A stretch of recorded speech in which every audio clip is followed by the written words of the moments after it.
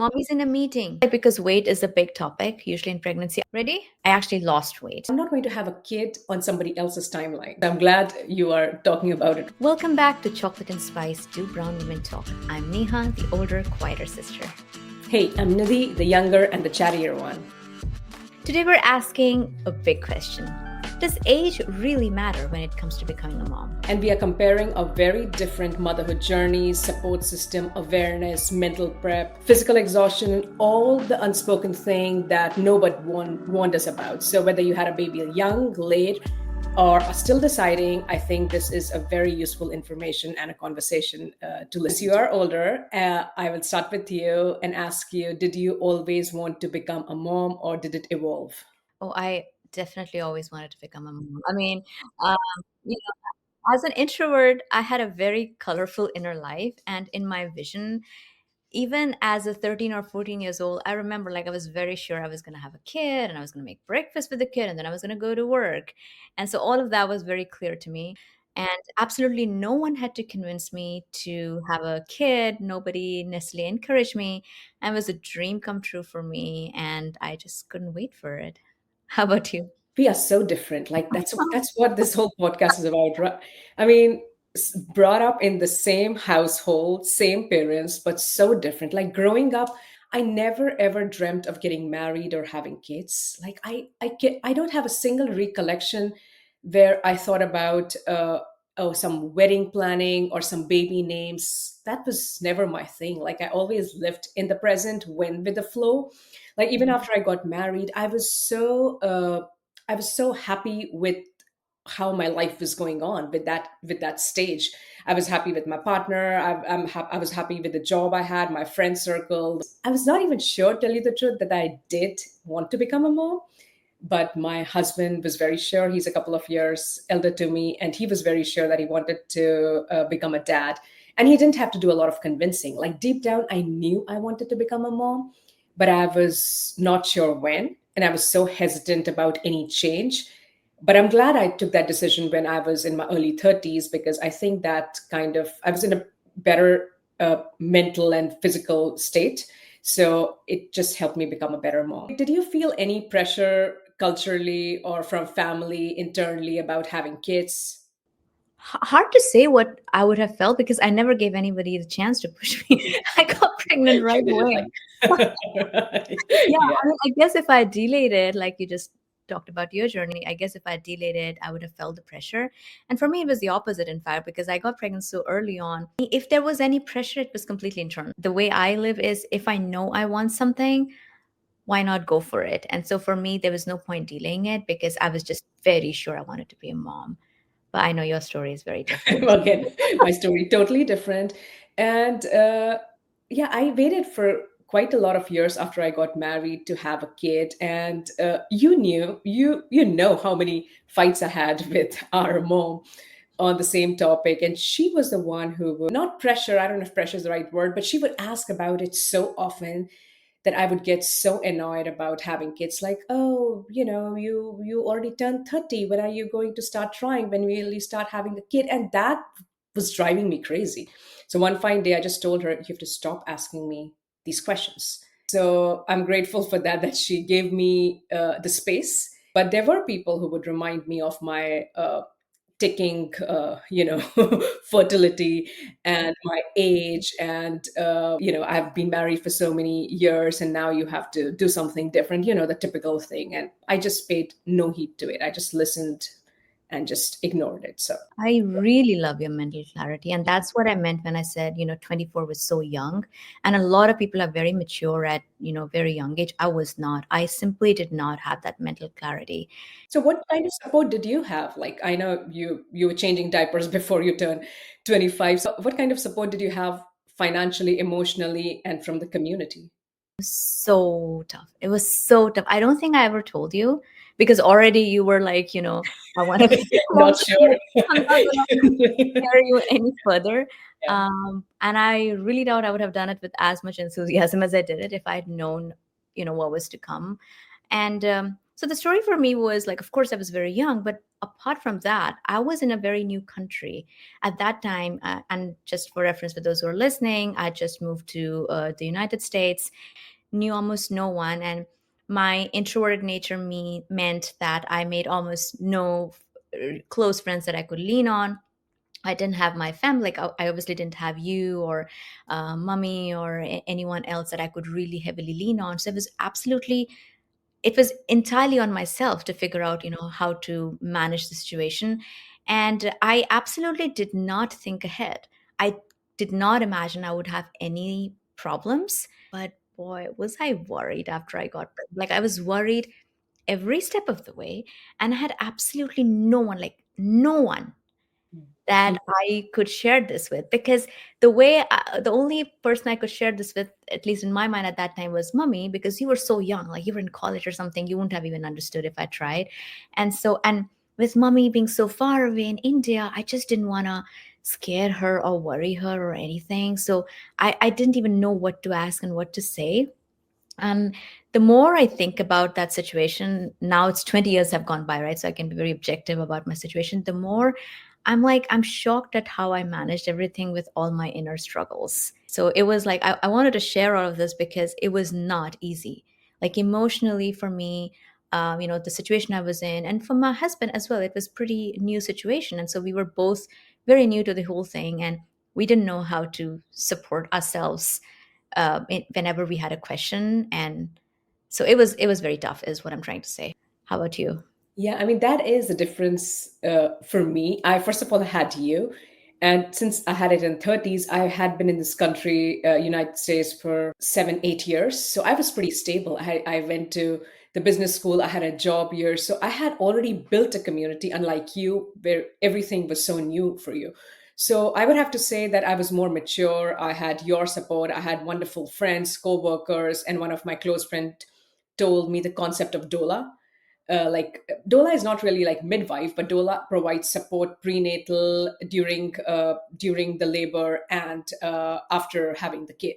So that was the best thing I ever did. So anybody listening who is pregnant, or who is trying to conceive, I mean, I would love for you to consider doulas. And I found one from a local Austin doula company, and they were so amazing. They would come to our house and they would give us courses on how to take care of the infant, how to what to do when you go in the labor. And even when I went in, when I actually started having a contraction, then I called my doula. She came in, she helped me labor in the house instead of going to the hospital for so many hours. And that was such a beautiful experience for me, to be able to do that, go in the hospital, and within a couple of hours, Vikram was born. So I will so grateful for that support. And Ma was here to support me. So that was obviously added benefit, but I don't think I'm able to understand the struggles that you had, just because I had a pretty solid support. That was really helpful. That's amazing. And how much did you know versus how much did you Google? Google. So working with this doula really helped, because she had warned me, do not Google. That was the first instruction she gave me. It's like, there's way too much information on the internet. If you have any question, she already gave me multiple FAQs to go over. And she's like, I've been doing it for like 25 years. So I have so many experience for different kind of people. Every pregnancy, every motherhood is unique, but I still will be able to give you some tips. So I avoided Google at as much as I could. The hospital that we chose to give birth, that had multiple prenatal classes and breastfeeding classes. So I went to those. So yeah, Google was not my friend when I was pregnant, but I'm pretty sure your story is a little different. 180-degree opposite. Yeah. For me, it was all Google. And there was a book. I'm sure it's available now as well. It Oh was God, called, I know the book, but tell people the name. yeah, What to Expect When You're Expecting. So That's I a bought that. freaking thick book, right? Oh, I followed it. I read everything. You know me, right? I read everything, every page, every symptom. I tracked everything. And it was very handy for me. Like maybe because you had a lot of other information.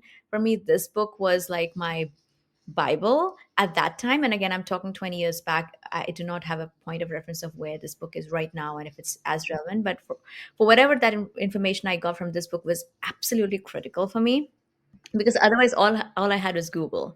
So I had Google and I had this book. And also keep in mind, like in your case, maybe because you had heard about me, maybe I'd shared some things, and maybe you had some other friends who got pregnant. In my case, because I got pregnant so young, I'd not had no other experiences of other women to lean on. So nothing firsthand for me.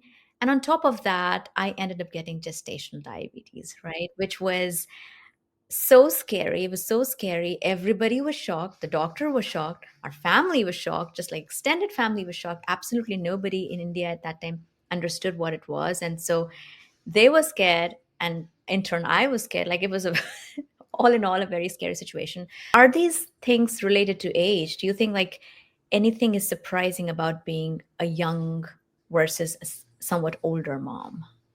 I mean, No. now that you're telling your whole story, I just feel that since I got pregnant in my 30s, I just had a little bit more maturity and more support. I Yeah. mean, you saw me in my 20s. My maturity was nowhere where your maturity was. So you were different. You were always wiser. But I think pregnancy, motherhood is beautiful and challenging, intimidating at any age.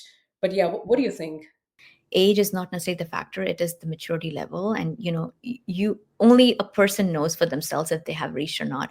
And I really loved seeing you when you were pregnant, because I could compare my mental health and emotional struggles with your, and you were definitely far surer, far confident, far more aware of your body. With your confidence, you were making decisions that were for yourself and for your baby, which was very important. Like you were also making decisions for yourself, which is something also very, especially as a young mom, I tend to forget that, because in my mind it was all. Overwhelming, right? Because it's overwhelming too. Like you're doing everything, you have nobody has set an example for you. Like you set an example for me. So from good, bad, and ugly of your pregnancy, I learned so much. Yeah. Unfortunately, you didn't have the same benefits, so it is a different story, right? In terms of like age, the thing that also I wonder about is, do we get treated differently, especially by the doctors or by our family or society? Because in my case, like I said, I got pregnant very young. And when you're that young and you get pregnant, absolutely nobody will be bothered, because your body automatically ideally knows what to do.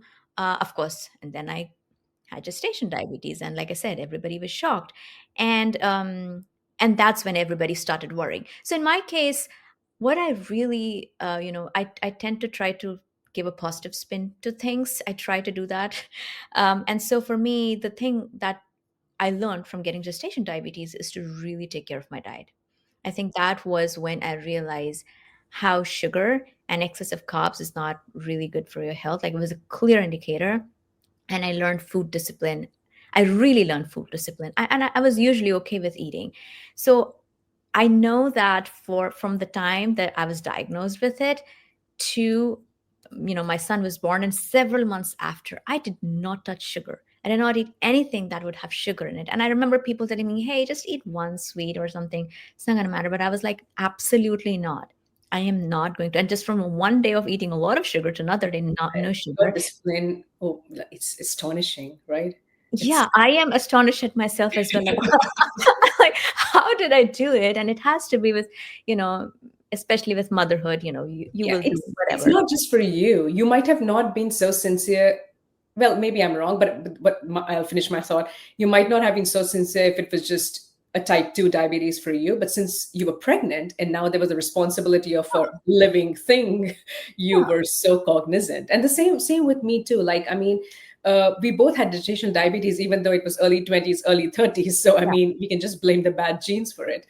But I don't think there was anybody who did not take me seriously, especially the doctors. And I was aware, and I was aware of everything that was happening. I would go to the doctor with a checklist, and there was no ignoring me at that time when I would like ask all of my questions. So I made sure I was heard. I made sure I was given the time that I deserved and needed. And I'll give you an example. There was one time during the pregnancy, late in my pregnancy, I started having some unusual itching in my feet and my whole skin. Even though I was very well hydrated, I was big on moisturizing. And something just felt off for me. And then I asked my doula, I did a little bit of research, and there is a condition in which how the bile flows in your liver that can cause itching. It's very serious. It's very rare, but very serious. The doctor thought, oh, it's nothing, but I was like, I am concerned. Mm, And then they changed their tone and they were like, all right, so let's just do some blood work and see if it is really to be concerned about. So what I'm trying to say is like I stood up for myself. It turned out to be nothing. It was just mm, dry skin, and mm, but I felt good that I was heard. I stood up for myself. The blood test was done. It came back negative, and it just gave me the peace of mind I deserve. So that is something I'm pretty grateful for that I stood up. Yeah. And how was your physical recovery? Like after all the toll that our body takes, how was the recovery after that? Yeah, I'm sure it's tough for everybody. Like everybody has their own unique stories. Pregnancy is such a hard thing. A lot of it depends upon your body. A lot of it also depends upon the kind of care you got before and after, during. And just like because weight is a big topic, usually in pregnancy, I will go flat out and say that I actually lost weight. And as for like my general well-being, I was not well at all, at all. And again, these are not things that I've shared with anyone. I don't think I've ever told this. You are And not big on sharing these things anyway, so I'm glad you are talking about it right now at least. yeah, yeah, yeah. And for a bunch of different reasons, I felt very sick. I used to have a lot of stomach cramps. I was extremely weak. I had got very, very thin, and I was extremely weak. And like I said, a new country by myself, not no help whatsoever. And so figuring out how to handle a baby and do the rest of the work, and while being also sick, was extremely tough. So it has as much to do with the fact that I did not prioritize myself at all, as much as the usual postnatal issues. And that's something like I'm sharing this because I'm hoping somebody learns from my mistakes, because I've learned since, like, it's very important to prioritize yourself as much as your baby. And especially as a new mom, you tend to feel like, oh my god, we got to sacrifice everything we can and want to make sure the baby gets the best, which is true. Yes, baby is completely dependent on us. But if you don't take care of yourself, you will suffer, and ultimately your baby will suffer. And for me, maybe the age was on my side because I was so young. I think my body somehow continued operating even though I was like absolutely negligent with it. But I would really, really hope, I really hope people know that it is very important. It is, okay to be self-caring, as much as you're caring for your baby. How was your journey, by the way? Again, very different from you. I mean, I've always been big on self-caring, and because I think I don't know how to put it, but I think I thought so much before having a kid, and one of the reasons was because I did not want to lose my identity. It's like I love being a mother, and I but that shouldn't be my whole personality. And I know it sounds again selfish when I'm saying it things like that, but I just wanted to have my own space, my own freedom to be myself. Because if I would have lost myself in just motherhood, then I would have it a little bit of playfulness and joy out of life would have gone away. So I was very mindful of that. And that is why I paid a lot of attention, unlike you, in my recovery. Anyways, I was also very lucky. I mean, again, as mentioned, in my 30s, having a kid, I had a lot of support. And I had seen so many people go through pregnancy. I had this doula care, which also provided the postnatal doula care. They would come and visit you, and I had lactation experts come to the house and help me breastfeed. I mean, I don't think you even heard of a lactation expert when you were in. So I had so much support. They would come, my doula would literally come and just sit and talk to me, just because she knows the mental state of a mom is not. And even though my my parents were still there, but there's so much household chores to do, and with a newborn kid who would never sleep, your whole your whole life is turned upside down. So I, it was recovery was a little bit better because of the awareness I had, especially from the doctors and the doula. Like doula was kind of convincing me to go not the epidural route, but and she said the choice is yours, and I was like, if I feel the need, I'm going to get it, and I did eventually get it. And after that, after having the kid, I had a second degree tear, and so at that time, she told me, Nidhi, this is not the time to be brave. As for very high dose painkillers, you'll get off them, but you need to provide for the baby, so don't be shy to ask for it. So Mm. I asked for it, and it really helped because the pain after that is like unbearable. And then she told me about the first poop after having a kid. Nobody talks about it, but it's a real thing, right? You know about it. We both have talked about it. Yeah.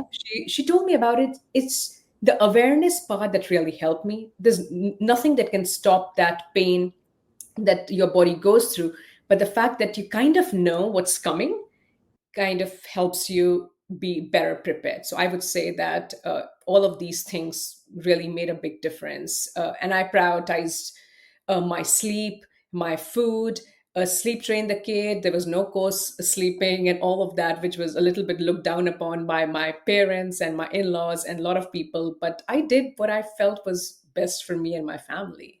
So, Love it. Exactly. Like that's what I've been talking about. Like, absolutely love it. And it again, it may not necessarily be the age. It could be the age, but it also could be like, you understood, you thought about it, and you had this kind of wisdom. A lot of people have this wisdom very early in life, and that's the true. point is we should have that kind of wisdom as we make such a big decision about our lives, right?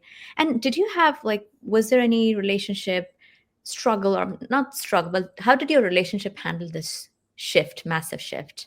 We had like no clue. My husband and I had no clue what we were doing. I had this epidural high in the hospital, and after that, when it faded away, and I was home with a tiny baby, and I was like, what am I even doing? And a lot of people have this immediate connection to the baby. I know you did, like, oh my God, I'm all about the baby. I don't think I had that connection in the very beginning. I mean, obviously, I knew the baby is mine, and all of like I went through the pregnancy, but the anticipation of having a baby faded away because now the baby's here. And then there was not an immediate bliss that people talked about in motherhood, and that was a little bit of adjustment. I'm like, I haven't slept in days. This baby doesn't stop crying. My milk has not come in. My nipples hurt. And I'm like, what am I even doing? So, I mean, eventually that changed, but like, I wanted to, say this in case there are new moms who feel, why don't I feel like immediate connection to the baby? This is natural. And I read about it, like, is something wrong with me? And eventually in a month or two, it got much better. And I was mentally much better, so I was able to connect more. But initially it was so much work, even though my parents were here, but I was still trying to breastfeed. It was never natural for me. Breastfeeding was never natural for me. I kept doing it because I had put this pressure on myself, like just self-inflicted pressure that I should only breastfeed. I don't know, looking back, I was like, why did I do that? I should have just gone on formula. But I just put this pressure that I have to exclusively breastfeed, and that was not necessary. I don't think that is really necessary. Many people say it helps with the immunity. I think it does. My mental health could have been better if I would have done a mix of formula and breast milk, or taken a different route. But yeah, after having a kid, I think marriage never is 50-50. So after having a kid, again, you put a crying baby in the mix, that kind of changes the dynamic completely. So after that, the marriage it's always been like 60-40, 90-10. It's always different, and the fact that you make peace with it's what makes this partnership work. So we both try our best. Yeah, yeah, yeah. And like you said, like everybody reacts to seeing the baby for the first time very, very differently. And to me, I was like, oh, okay, so this is the baby that was inside of me. Oh, finally he's out and he's crying. And, to your point, like I was completely wrapped around him. Like my whole identity, and you talk about identity, my whole identity, I I think it was very organic for me. I did not think of whether I wanted or not. It was very organic. My whole identity since then became about motherhood, and took me a long, long, long, long, long time to figure out this is who I am, and I am more than a Yeah. mom.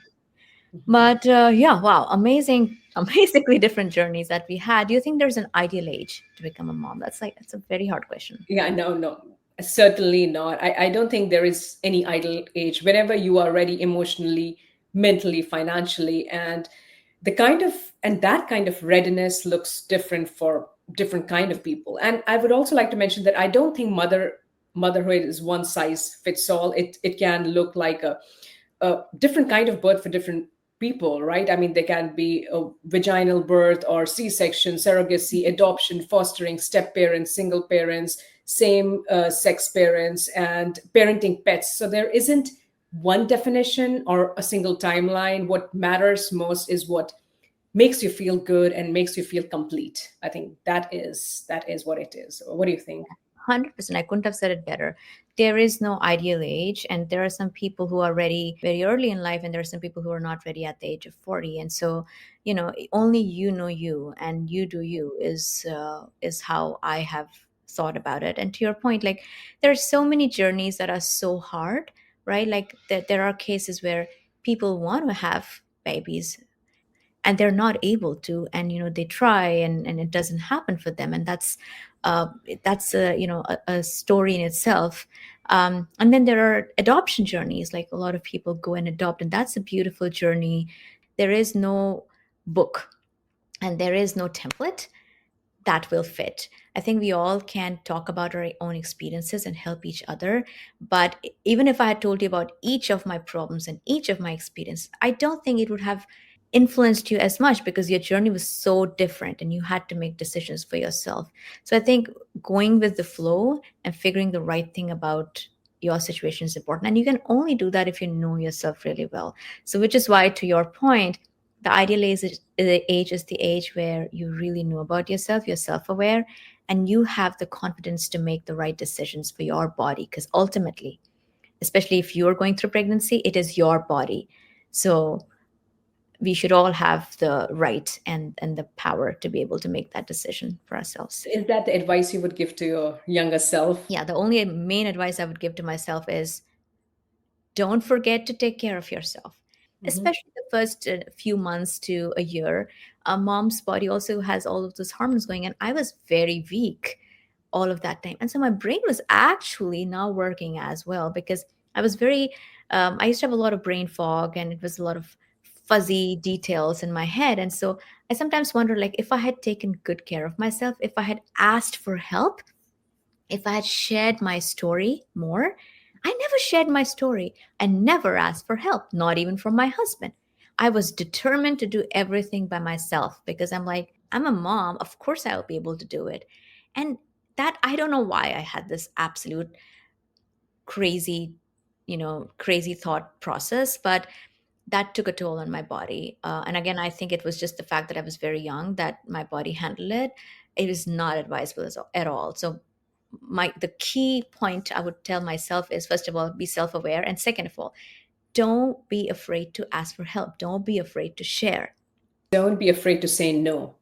In Yeah, my case, it was like say no to pressure, say no to other people's timelines, say no to other people's expectations. yeah, I just told myself, oh, I have a personal goal of breastfeeding for 1 year, exclusively breastfeeding. And it's not like he didn't get sick. And I'm saying this for the audience who's thinking that it helps immunity. I'm pretty sure there are researchers that breast milk does help immunity, so I don't want to take that away. But what I'm trying to say from my life experience is Vikram went to daycare, and every other month, he had a ear infection or some kind of a thing, and he was exclusively breastfed. So I was like, you're supposed to have a great immunity, guy, little boy. How is that you come from your daycare all sick? So anyway, so I don't think that helped my case. exactly. So hard, right? Like, where does age factor in all of this, right? So it's everyone has their journey, and then some of us choose not to have kids, and that's another big decision. That's And it's another, yeah. And yeah, I wish more people talk about it, and that's what, like, everybody has their own journey, and that should be respected, and we should normalize that and respect Yeah, some women who don't want to be mothers, and it's a deeply personal decision, and nobody should question it, nobody should ask for an explanation for it, and everybody should make others more comfortable. Just because you choose a different route in your life, which is not very prevalent, which is not very normal, that doesn't mean that you are any less complete or loving or nurturing or womanly. So I think as a society, we should stop asking these questions of like, absolutely.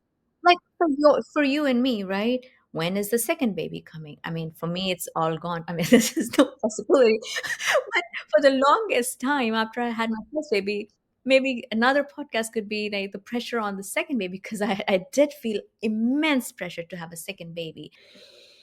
So does age really matter when it comes to motherhood?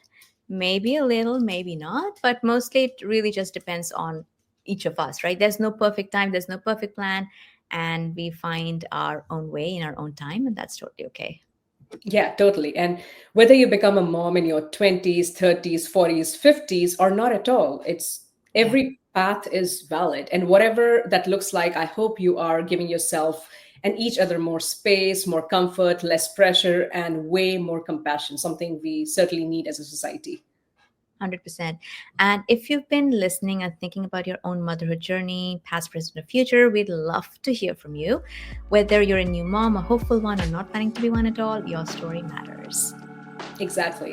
And if this episode resonated with you or made you laugh, cry, feel seen, please send it to your friend. And don't forget, now you can find all our episodes, more pictures. We'll put more pictures about our pregnancy, our motherhood in the blog post and behind the scenes at chocolateandspicetalk.com. And as usual, I'm going to put in my plug of subscribe, give feedback. You can find us in any podcasting platform that you choose. And thank you for spending time with us. Yeah, thank you. Bye. Bye.